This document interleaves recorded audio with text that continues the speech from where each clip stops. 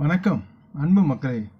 இந்த பதிவில் நாம் பார்க்க இருப்பது இந்த 2024ஆம் ஆண்டு மே மாதம் 31ஆம் தேதி அன்று ரிஷபராசியில் புதன் பகவான் பயிற்சியாகிறார்.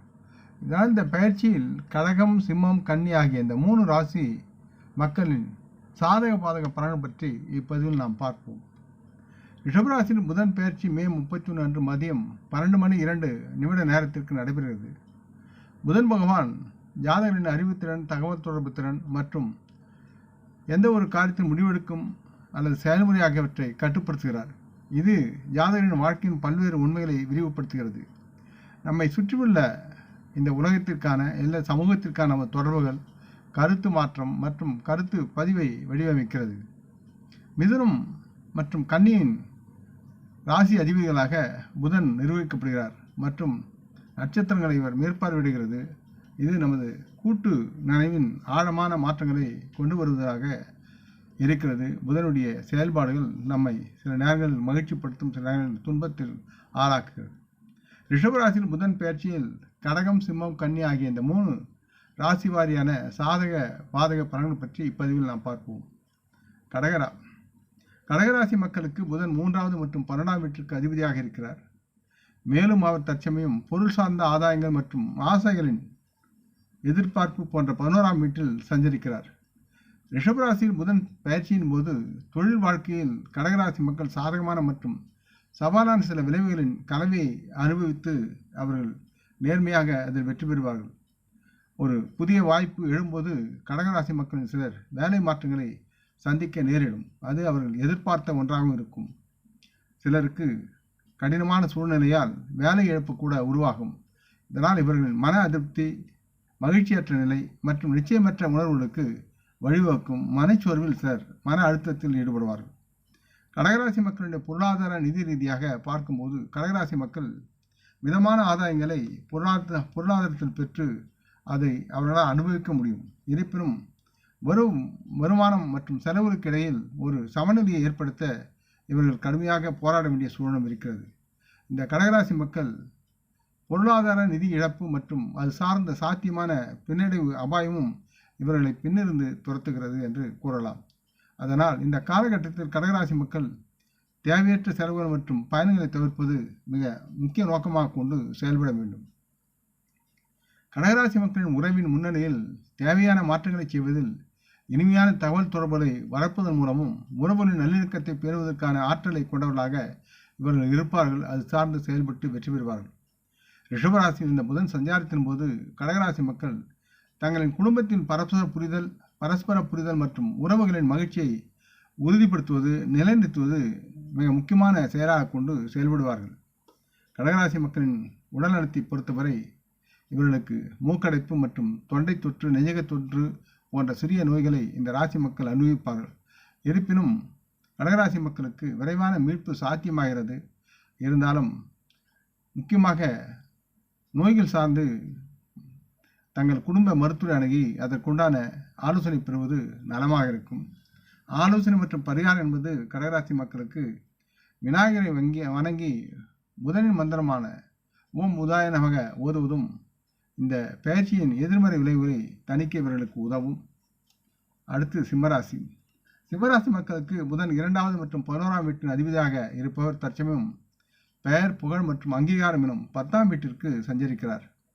இவர் தொழில் சாதத்திற்கும் அதிபதியாக இருக்கிறார்.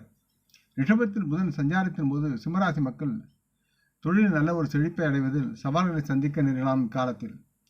மற்றும் அதிர்ஷ்டம் இவர்களுக்கு சாதகமாக இந்த நேரத்தில் செயல்படாது. ஆகவே சிம்மராசி மக்கள் முறையான ஆராய்ச்சி மற்றும் நல்லதொரு திட்டமிடலும் செயல்பட்டு லாபத்தையும் மகிழ்ச்சியும் அதிகப்படுத்த தொழில்முறை சார்ந்த நுட்ப அறிவு சார்ந்த இலக்குகளை அணுகுவது முக்கியமாக எடுத்து செயல்பட வேண்டும். சிம்மராசி மக்களின் தொழில் ரீதியாக பார்க்கும்போது சிம்மராசி மக்கள் தங்கள் முயற்சிகளுக்கு தேவைப்படும் அங்கீகாரம் பெறுவதில் அதிக முயற்சியும் பொறுமையும் தேவையாகிறது. அதை கொடுக்க வேண்டும். இல்லை என்றால் சிரமம். இல்லை என்றால் சிம்மராசி மக்கள் அவர்கள் செய்யும் வேலையில் அதிக வேலை அழுத்தம் மற்றும் சவால்களை சந்திக்க நேரிடும். ஆகவே சிம்மராசி மக்கள் இந்த காலகட்டத்தை வெற்றிகரமாக கடக்க திட்டமிடுதல் மற்றும் ஒழுங்கமைத்தல் ஆகியவுடன் திறம்பட செயல்பட வேண்டும். அதில் புத்தி கூர்மையும் இருக்க வேண்டும். வணிக லாபத்தில் இருக்கும் சிம்மராசி மக்கள் இந்த புதன் பயணத்தின் போது இவர்கள் எதிர்பார்ப்புகளை பூர்த்தி செய்ய முடியாமல் போகவும் வாய்ப்பு இருக்கிறது. எனவே சிம்மராசி மக்கள் நமக்கு முன் வரும் சவால்களை சமாளித்து வெற்றியை காண இவர்கள் தங்கள் வணிக உத்திகளை மாற்றி அமைக்க வேண்டும். அடுத்து வியாபாரத்தில் கவனமாகவும் எச்சரிக்கையாகவும் செயல்பட வேண்டும். தங்கள் போட்டியாளர்களை எப்பொழுதும் கண்காணித்து வருவது இவர்களுக்கு நன்மை அளிக்கும். சிம்மராசி மக்களுடைய பொருளாதார நிதி ரீதியாக பார்க்கும் பொழுது சிம்மராசி மக்கள் இந்த காலகட்டத்தில் செலவுகள் மற்றும் இழப்புகளை சந்திக்க நேரிடும். ஆகவே சிம்மராசி மக்களுக்கு சாதகமான முடிவுகளுக்கு வழிவகுக்கும் முதலீடுகள் போன்ற முக்கிய நிதி சார்ந்த முடிவுகளை இந்த நேரத்தில் தவிர்ப்பது மிக மிக நல்லது மற்றும் அவசியமும் கூட. இந்த நேரத்தில் சிம்மராசி மக்கள் தங்களின் வருமானம் அதிகரிப்பதற்கு எச்சரிக்கையுடனும் கவனமாகவும் செயல்பட வேண்டும். இல்லை என்றால் வருமான உயர்வு என்பது இவர்களுக்கு சவாலாக இருக்கும். சிம்மராசி மக்களுடைய உறவு முறையில் நாம் பார்க்கும்பொழுது இவர்கள் தங்கள் உறவில் நல்லிணக்கத்தை பராமரிக்க இக்காலத்தில் போராட வேண்டிய சூழல் அமைகிறது. குறிப்பாக இவர்கள் வாழ்க்கை துணையுடன் கொண்ட கருத்து மோதலால் தொடர்பு மற்றும் புரிதல் இல்லாமை ஆகிய காரணத்தால் ரிஷபத்தில் புதன் சஞ்சாரத்தின் போது குடும்பத்தின் ஒட்டுமொத்த மகிழ்ச்சியை பாதிக்கும் சூழல் இருக்கிறது. கருத்து வேறுபாடுகள் மட்டுமே மிஞ்சி நிலைத்து நிற்கும். ஆகவே இந்த நேரத்தில் இந்த சிம்மராசி மக்கள் சற்று ஜாக்கிரதையாகவும் கவனமுடனும் பொறுமையுடனும் பண்புடனும் குடும்பத்தில் உறவுகளுடன் பேசி நல்ல ஒரு சூழலை உருவாக்கி நலவுடன் வாழ வேண்டும் என்று கேட்டுக்கொள்கிறேன். அடுத்து சிம்மராசி மக்களுடைய உடல்நல பார்வையில் சிம்மராசி மக்கள் தொண்டை அல்லது தோல் பிரச்சனை தொடர்பான பிரச்சனைகளை இந்த காலத்தில் எதிர்கொள்வார்கள். எனவே அதுக்கு தகுந்த தடுப்பு நடவடிக்கைகளை மேற்கொள்வது மற்றும் சரியான நேரத்தில் மருத்துவ உதவி நாடுவதும் நலமாக இருக்கும் இவர்களுக்கு. இதனால் இவர்கள் தங்களின் உடல்நல கோளாறுகளை தணிக்கவும் நல்வாழ்வை உறுதிப்படுத்தவும் இந்த நேரத்தில் இது முடியும். அது நலமாக இவர்களுக்கு உதவும். மற்றும் ஆலோசனை மற்றும் பரிகாரம் என்பது புதனின் வழிபாடுகளை நிறைவேற்றும் கோயில்களுக்கு சென்று விநாயகப் பெருமனை வணங்கி வழிபடுங்கள். விநாயகருக்கு அருகம்புல்லை மாலையாக சூட்டுங்கள். யாவும் உங்களுக்கு நலமாகும். அடுத்து கன்னிராசி. கன்னிராசி மக்களுக்கு புதன் முதல் மற்றும் 10ஆம் வீட்டிற்கு அதிபதியாக இருக்கிறார். மேலும் அவர் தற்சமயம் மதம், ஆன்மீகம் மற்றும் உயர்படிப்பு ஆகிய 9ஆம் வீட்டில் சஞ்சரிக்கிறார். ரிஷபராசியில் புதன் தன் பயணத்தின் போது இந்த கன்னிராசி மக்கள் குறிப்பிடத்தக்க வெற்றியை பெற தயாராக இருக்கிறார்கள். மேலும் இவர்களின் வேலையில் இவர்கள் அதிசயங்களை செய்வார்கள். அதனால் பலனை அறுவடை செய்வார்கள்.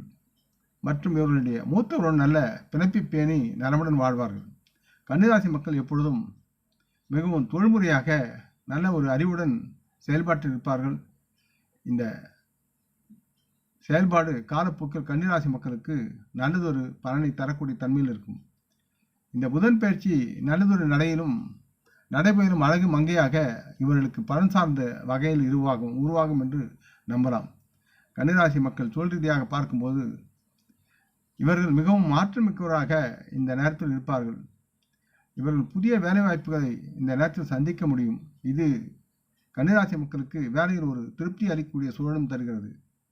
ரிஷபராசியில் புதன் சஞ்சாரத்தின் போது இந்த கன்னிராசி மக்கள் தங்கள் உயர் கொள்கைகளை கொண்டு செயல்பட்டு வெற்றி பெறுவார்கள். தங்கள் வேலையை முடித்து அதில் சிறந்து விளங்கக்கூடிய தொழில்நுட்பங்களை பெற்று இவர்கள் மதிப்புடன் நடத்தப்படுவார்கள். இந்த காலகட்டத்தில் வணிக வியாபாரத்தில் ஈடுபட்டுள்ள கன்னிராசி மக்கள் அதிகம் லாபம் பெறுவதற்குண்டான சூழல் இருக்கிறது.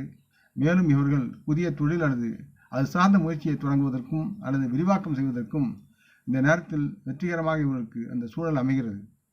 கன்னிராசி மக்கள் தங்கள் வணிகத்திற்கான புதிய உத்திகளையும் வகுத்து செயல்பட வேண்டும். அப்பொழுதுதான் இவர்கள் எதிர்பார்த்த வெற்றியையும் லாபத்தையும் அறுவடை செய்ய முடியும். அதே நேரத்தில் இவர்கள் தங்கள் போட்டியாளர்களுடன் போட்டியிட முடியும். அதிர்ஷ்டம் இந்த கன்னிராசி மக்களுக்கு நல்ல ஆசீர்வாதங்களை பொழிகிறது என்று நம்பலாம். ஆகவே கன்னிராசி மக்கள் நலமுடன் செழித்து வளரக்கூடிய சூழல் இந்த நேரத்தில் இருக்கிறது என்று உணர்ந்து செயல்பட வேண்டும். கன்னிராசி மக்களுடைய பொருளாதார நிதி முன்னணியில் நாம் பார்க்கும்போது இந்த காலம் கன்னிராசி மக்களுக்கு நிதியில் ஒரு ஸ்திரத்தன்மையை மற்றும் சேமிப்பின் அதிகரிப்பை உறுதியளிக்கிறது. கன்னிராசி மக்களின் வருமானத்தின் வரவு செலவுகளை விட அதிகமாக இருக்கும் சூழலும் இருக்கிறது. ஆகவே இவர்கள் நம்பிக்கையுடனும் திருப்தியுடனும் சொத்துக்களை முதலீடு செய்ய முடியும். இருந்தாலும் இந்த காலகட்டத்தில் கன்னிராசி மக்கள் தங்கள் முதலீடுகள் விஷயத்தில் சற்று எச்சரிக்கையாக இருக்க வேண்டும். எதில் முதலீடு செய்கிறோம் என்பதை உணர்ந்து செயல்பட வேண்டும். உறவில் நிதியை கையாளும் போது கன்னிராசி மக்கள் தங்கள் வாழ்க்கை துணையுடன் நல்லிணக்கத்தை அனுபவிக்க வாய்ப்புகள் அதிகமாக இருக்கிறது. அது நலமாக உருவாகும். மற்றும் இவர்கள் தங்களின் உறவில் வலுவான பிணைப்பை பெறலாம். இந்த நேரத்தில் கன்னிராசி மக்களுடைய ஆதரவான அன்பும் பாசமும் மற்றவர்களுக்கு ஒரு முன்மாதிரியாக செயல்படுகின்றன. குடும்ப உறவில் இருப்பவர்கள் மகிழ்ச்சியுடன் வாழ்வார்கள். இதன் காரணமாக கன்னிராசி மக்களின் தனிப்பட்ட வாழ்க்கையில் திருப்தி மற்றும் மனநிறைவான மகிழ்ச்சியை வளர்த்து நலவுடன் வாழ்வார்கள். கன்னிராசி மக்கள் தங்கள் குடும்பத்தில் இனிமையையும் நல்லிணக்கத்தையும் அனுபவிப்பார்கள். அது நலமான குடும்பமாக வாழும். கன்னிராசி மக்களின் சுகாதார முன்னிலையில் பார்க்கும்பொழுது இந்த புதன் ரிஷபத்தில் பயிற்சியும் போது இவர்கள் நல்ல ஆரோக்கியத்தையும் அது சார்ந்த அதிக ஆற்றல் அளவையும் பராமரிக்க இவர்களால் முடியும். அதற்கு அதிக வாய்ப்பு இருக்கிறது. பல்வேறு சூழ்நிலைகளுக்கு ஏற்ப இவர்களின் திறன் அவர்களின் ஒட்டுமொத்த நல்வாழ்க்கும் உயிர் சக்திக்கும் பங்களித்து அவர்கள் ஏற்றுமுகமாக உருவாக்கி மேலே தருகிறது. ஆலோசனை மற்றும் பரிகாரம் என்பது கன்னிராசி மக்களுக்கு விநாயகரை வணங்குவதும் அது சார்ந்து பச்சை நிற ஆடைகளை அணிவதும் கைக்குட்டை அல்லது அணிகலன்களை அணிவதும் அதை கையில் வைத்திருப்பதும் இவர்களுக்கு நன்மை பயக்கும் சூழலாக இருக்கிறது. ஆக இந்த பதிவை நீங்கள் விரும்பி இருப்பீர்கள் என்று நம்புகிறேன். அப்படி இருந்தால் நீங்கள் இதை உங்கள் நலமுறைமைகளும் பகிர்ந்து கொள்ள வேண்டும் என்று கேட்டுக்கொள்கிறேன். நாம் முன்னோர்களை மனமோந்து போற்றுவோம். இந்த பதிவை லைக் செய்து சப்ஸ்கிரைப் செய்து மற்றவருக்கும் பகிரும் அன்புகள் யாவரும் வரமுடன் நலமாக தேக திடகாத்திராய ஆரோக்கியத்துடன் சகலவிதமான தானிய ஆவரண ஐஸ்வரனை பெற்று சர்வ காரிய ஜெயத்துடன் வாழ்வாங்க வாழ வேண்டும் என்று இறைவன் பாதம் பணிகிறேன். வணக்கம். நன்றி.